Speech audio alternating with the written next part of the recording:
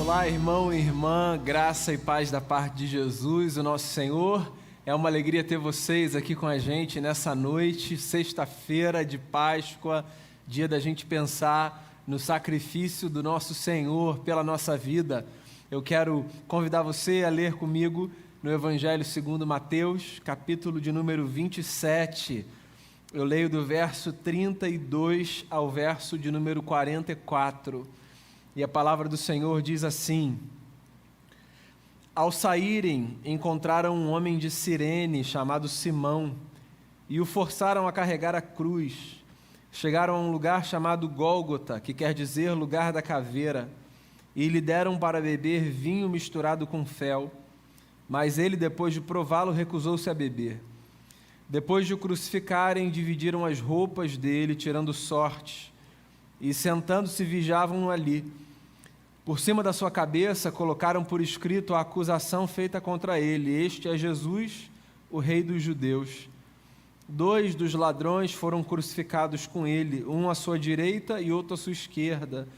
Os que passavam lançavam-lhe insultos, balançando a cabeça e dizendo: Você que destrói o templo e o reedifica em 3 dias, salve-se, desça da cruz se é filho de Deus. Da mesma forma, os chefes dos sacerdotes, os mestres da lei e os líderes religiosos zombavam dele, dizendo: Salvou os outros, mas não é capaz de salvar a si mesmo. E ao rei de Israel: Desça agora da cruz e creremos nele. Ele confiou em Deus. Que Deus o salve agora, se dele tem compaixão, pois disse: Sou filho de Deus. Igualmente o insultavam os ladrões que haviam sido crucificados com ele. Essa é uma das histórias mais conhecidas da Bíblia Sagrada. É uma das histórias mais fortes dos evangelhos. Não é sem motivo que os 4 evangelistas registram, cada um a partir da sua ótica, o que aconteceu naquela sexta-feira de Páscoa. Aquela não foi mais uma Páscoa. Por mais que todos os anos os judeus celebrassem essa festa do seu calendário litúrgico, essa Páscoa em especial marca o sacrifício de Jesus Cristo, o Filho de Deus, em nosso lugar. O texto de Mateus é um texto interessante porque coloca em perspectiva, nessa história bastante conhecida, algumas coisas que não necessariamente vêm à nossa mente quando a gente para pensar no que aconteceu nessa época do ano. O texto começa falando sobre um episódio muito curioso para a gente, mas que deve ter sido muito desconfortável e constrangedor para um homem especial que aparece aqui, identificado como Simão, o Cirineu, ou Simão, o homem de Cirene. Pois é, imagine você está passando por uma cidade que não é a sua, numa terra que não é a sua, como um estrangeiro conhecendo um lugar, e de repente você se depara com um alvoroço, uma confusão, e quando você menos percebe, você se vê envolvido num cenário que você não faz ideia de que cenário seja. Simão Cirineu é esse homem que aparece na história obrigado a carregar a cruz de Jesus. Esse é um detalhe que aparece nas penas de alguns dos evangelistas, nem todos falam disso, mas que é interessante para a gente perceber como às vezes alguns encontros acontecem na história que nos surpreendem e que podem mudar o curso da nossa vida. Vou explicar a você o porquê de dizer que encontros podem mudar o curso da nossa vida. Mas eu queria que a gente parasse um pouco e pensasse na história desse homem. Um homem que está ali, em mais uma sexta-feira, num ato que é um ato denunciatório da crueldade e da força do império. Pois é, não foi apenas nessa sexta-feira que uma crucificação aconteceu. Na verdade, a cruz era um instrumento de terror do Império Romano. O imperador mostrava a sua força, o seu terror, o seu poder e o seu domínio sobre todas as porções de terra por onde seus exércitos passavam, crucificando gente que se rebelava contra o império, ladrões, assassinos, gente que insurgia contra a força de César. Então, muitas sextas-feiras como essa aconteceram, de modo que sempre que uma cruz era erigida, o povo sabia que recado era dado. Não era um episódio muito bacana, não era um episódio agradável aos olhos, era a morte de gente. Simão Cirineu era um estrangeiro que estava passando por ali num dia de crucificação, ou seja, num dia de terror, num dia de execução. E ele se vê obrigado a se envolver com uma história da qual todo mundo que se considera gente do bem deseja estar distante. Quem, em sã consciência, escolheria participar como aquele que carrega a cruz de um criminoso? Esse homem é forçado a carregar a cruz de Jesus. Ele é forçado a caminhar pela via crucis ao lado de um homem que carrega um estigma, que recebe um olhar específico. Imagina as pessoas passando por ali e talvez supondo que Simão tivesse alguma coisa a ver com Jesus e os outros criminosos, os olhares, os julgamentos, as condenações feitas na mente e na voz de todo mundo que vociferava contra aquilo que acontecia. Pois é, deve ter sido um episódio muito constrangedor para esse homem, Simão Cirineu. A menos que você entenda que Deus tem os seus caminhos para tocar corações e mudar a vida das pessoas. E Deus se utiliza dos instrumentos mais improváveis, inclusive da cruz, para rasgar corações e mudar histórias. Por que eu estou dizendo tudo isso? Porque a tradição conta para a gente que duas pessoas que aparecem registradas no finalzinho da carta de Paulo aos Romanos, um homem chamado Rufo e uma mulher que é identificada como a sua mãe. A tradição diz para a gente que Rufo, na verdade, é possivelmente filho de Simão Cirineu, o que me faz pensar que esse encontro casual desse homem que foi forçado a carregar a cruz de Jesus foi um encontro para a sua própria transformação. Simão Cirineu, nesse caminho com Jesus, possivelmente foi impactado por aquilo que ele experimentou de ter ao seu lado o Filho de Deus, indo para a sua crucificação, para a sua morte, pela redenção da humanidade, para perdoar os nossos pecados. Bacana pensar que numa outra carta, num outro texto, Paulo escreve e nos seus agradecimentos diz: agradeço a Rufo e a sua mãe, que tem sido uma mãe para mim. A história de Mateus começa: ao saírem, encontraram um homem de Cirene chamado Simão e o forçaram a carregar a cruz. E chegaram a um lugar, o texto avança, chamado Gólgota, que quer dizer lugar da caveira, e lhe deram para beber vinho misturado com fel, mas ele, depois de prová-lo, recusou-se a beber. E depois de o crucificarem, dividiram as roupas dele, tirando sortes, e sentando-se vigiavam-no ali. Por cima da sua cabeça colocaram por escrito a acusação feita contra ele: este é Jesus, o rei dos judeus. 2 ladrões crucificados com ele, um à sua direita, outro à sua esquerda. Os que passavam lançavam-lhe insultos, balançando a cabeça, e dizendo: você que destrói o templo e o reedifica em 3 dias, salve-se, desça da cruz se é filho de Deus. O cenário aqui é um cenário ambíguo. Um estrangeiro obrigado a carregar a cruz e que posteriormente a gente vê tem a sua vida impactada por aquele ato, e locais religiosos, figuras políticas, autoridades do povo que zombam daqueles que estavam sendo mortos, sobretudo de Jesus, aquele a quem chamavam de o Filho de Deus. Há um contraste interessante aqui nessa cena. No mesmo cenário, no mesmo lugar, um homem que tem o seu coração possivelmente cativado pelo Cristo e outros que zombam a dor alheia. A sexta-feira da Páscoa, o dia em que a gente para pensar na morte do nosso Senhor, nos faz calcular também o valor que uma sociedade dá à vida. Pois é, o valor que uma sociedade dá à vida está intimamente relacionado à postura que nós assumimos diante da morte de quem quer que seja. Como o texto nos é conhecido, às vezes a gente passa batido e nem para pensar no absurdo que é você ver um homem ser crucificado e tanta gente zombar da sua morte. Um homem ser levado ao madeiro, pendurado, ter cravos atravessando as suas mãos, uma coroa de espinhos na sua cabeça. Um homem que tinha sido açoitado e, enquanto experimentava sua morte, era alvo de zombaria, de deboche, de gente que passava por ali, gente que se dizia gente de fé, ou gente que representava o povo na sua autoridade. Era uma gente que fazia pouco caso daquela experiência de dor, se não por Jesus, pela sua mãe que estava ali, pelos seus amigos, pelos seus familiares. A sexta-feira da paixão de Cristo deve ser um dia que nos leva a pensar no valor que a gente dá à vida.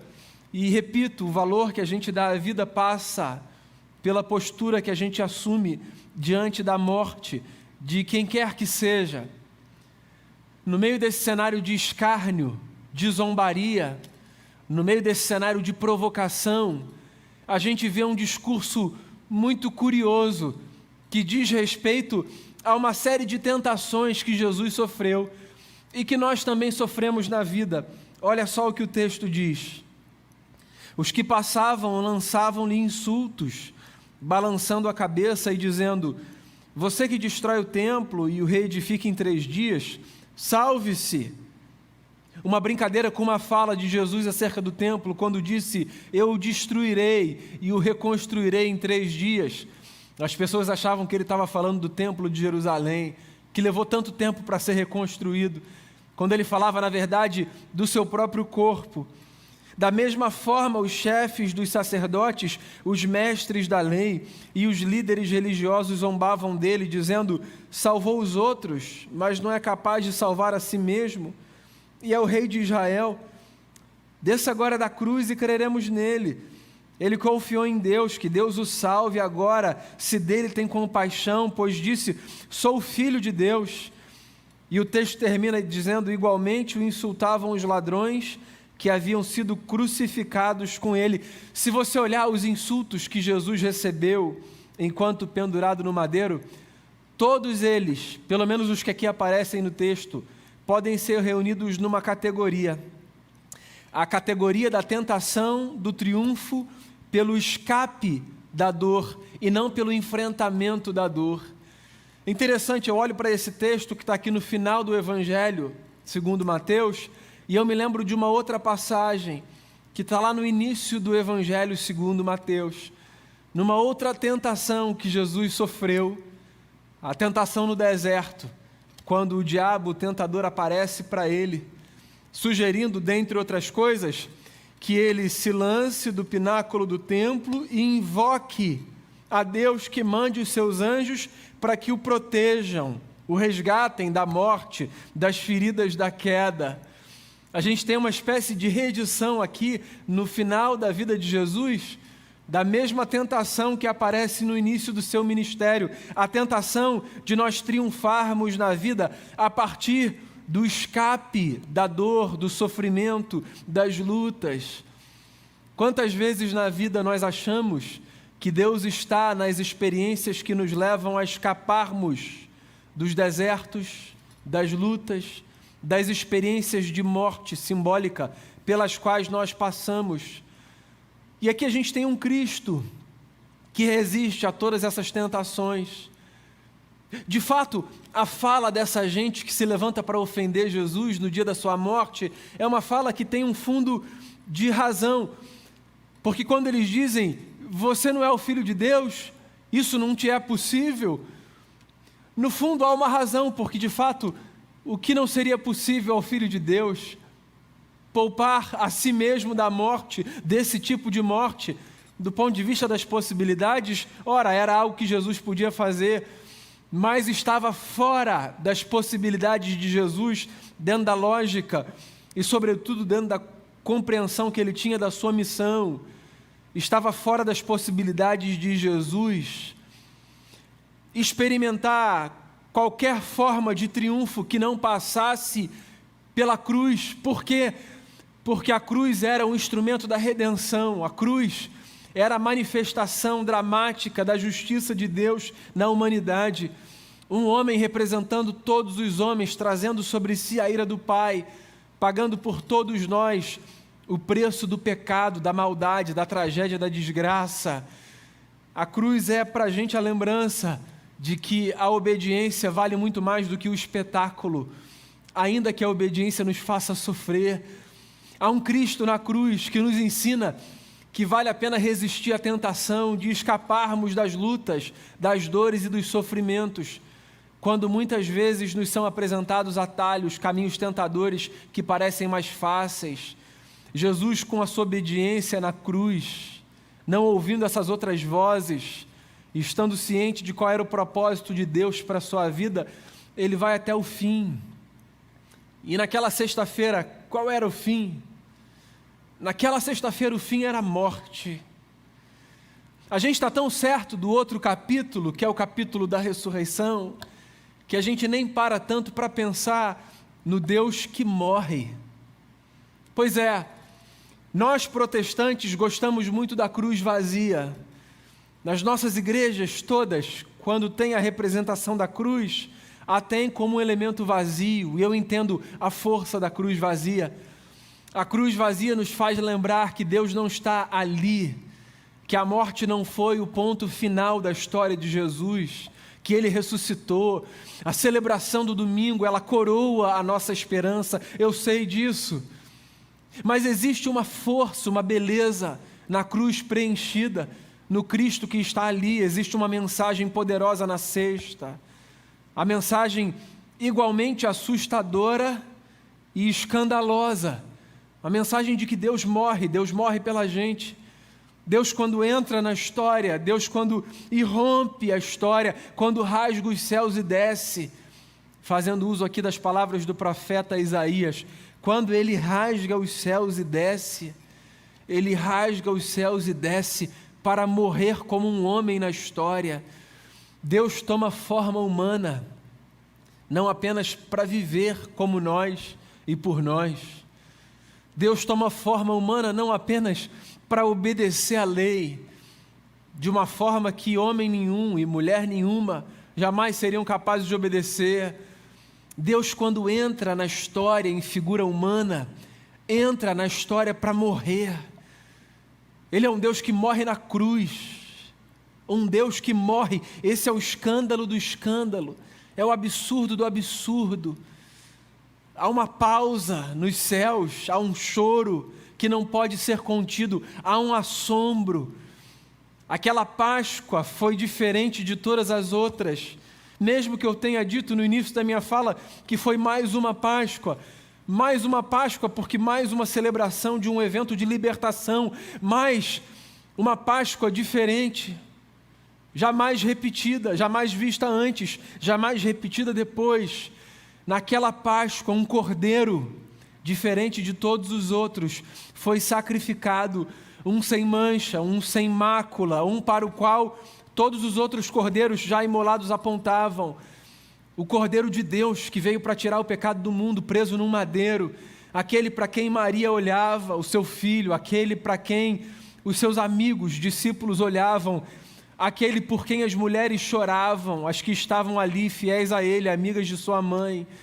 Deus preso ao madeiro, morto, enquanto aquela gente zombava, tentando Jesus, instigando nele o desejo de superar a dor, descendo dali, abreviando aquele tempo, já que poder ele tinha para isso.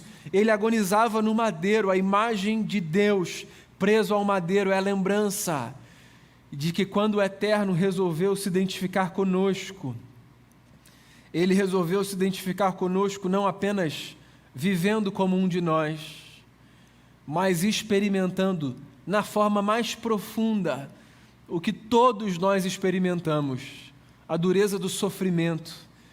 Aqui eu faço coro com John Stott, um dos grandes teólogos do século passado, quando diz: eu jamais creria em Deus não fosse pela cruz.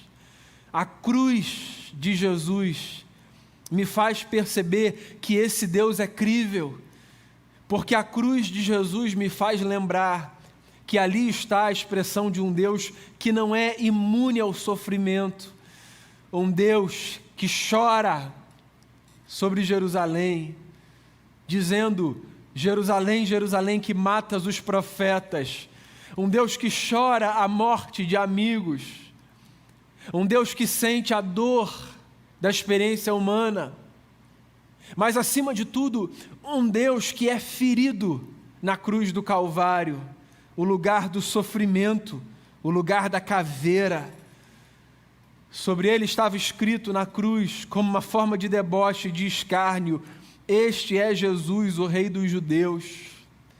Na verdade, o que está para além do texto, mas que permanece grifado na nossa mente e no nosso coração, é que aquele era Jesus, Rei dos Reis, Senhor dos Senhores, conforme diz o livro de Apocalipse, o Deus que foi morto, pendurado no madeiro, por mim e por você. A sexta-feira traz para a gente a lembrança de que esse mundo louco, palco de maldade, esse mundo que vê homens erigirem cruzes na tentativa de lembrarem os povos da sua força e do seu terror. Na verdade, esse mundo é governado pelo Senhor da história, que faz com que encontros inexplicáveis e impensáveis aconteçam, como o encontro de um estrangeiro, Simão Cirineu, que carregou a cruz de Jesus, passando a vergonha e a humilhação, se sujando com o sangue daquele homem que tinha sido açoitado, mas que talvez depois tenha percebido que aquele foi o encontro mais importante da sua vida, que mudou o curso da sua história e da história da sua família. A cruz muda o curso da nossa história. Encontrar-se com o Cristo na cruz muda o curso da nossa história. A sexta-feira nos faz lembrar que esse mundo, que é palco de zombaria e de escárnio acerca de Jesus, também pode ser palco de contemplação do milagre da cruz. Na cruz, o Cristo que era tentado a descer dali e salvar a si mesmo, não o fez, porque ao invés de salvar a si descendo da cruz, ele preferiu manter os seus braços abertos para que eu e você pudéssemos ser acolhidos pelo perdão dos nossos pecados. Numa sexta-feira, na periferia de um império, Deus era morto pela tragédia de homens que não conseguiram perceber quem Ele era, mas, acima de tudo, pelo propósito eterno do Criador de todas as coisas, acerca de quem o apóstolo Pedro, numa de suas cartas, disse que Ele, o Criador, conhecedor da história, já havia determinado e conhecido com efeito a crucificação do seu Filho antes da fundação dos séculos. Naquela sexta-feira, Deus, na pessoa do seu Filho, assumia a morte por mim e por você, para nos redimir do nosso pecado e para nos lembrar que das muitas experiências da vida pelas quais nós passamos, se existe uma na qual nós podemos nos identificar profundamente com Deus, essa experiência é a experiência da dor e do sofrimento. Que essa sexta nos faça olhar para a cruz do Cristo antes de ser esvaziada. Que essa sexta nos faça olhar para a cruz do Cristo que está ali, pendurado no madeiro. E que ela nos faça ressignificar a imagem da cruz, que antes foi para alguém, para tantos na verdade, instrumento de terror. Que hoje ela seja para a gente e para sempre demonstração do amor do Pai. O Cristo no madeiro, permanecendo ali até o fim, consciente da sua missão. É a dramatização da mais linda história que você ouvirá por toda a sua vida. Deus nos ama tanto que deu o seu Filho para morrer por cada um de nós e por todos nós, para que, crendo nele, eu e você experimentemos vida, e vida de uma sorte que não se perde.